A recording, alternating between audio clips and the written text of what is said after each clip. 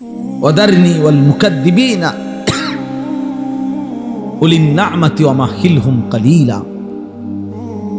আল্লাহ কোরআনে ওয়াদা দিছে, হে আমার মুমিন বান্দা, প্রিয় বান্দারা, হে আমার অনুগত বান্দারা, শোনো, কিছু মিথ্যাবাদী নাফরমান পাপীকে অল্প কিছুক্ষণের জন্য দুনিয়া ভোগ করার একটু সময় আমি দিতে চাই, তোমরা ওরে ছেড়ে দাও।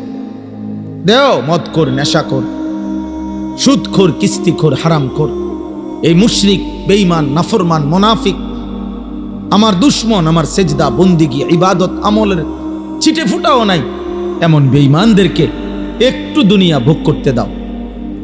দেও বান্দা, মাইতো কিছু বলো না।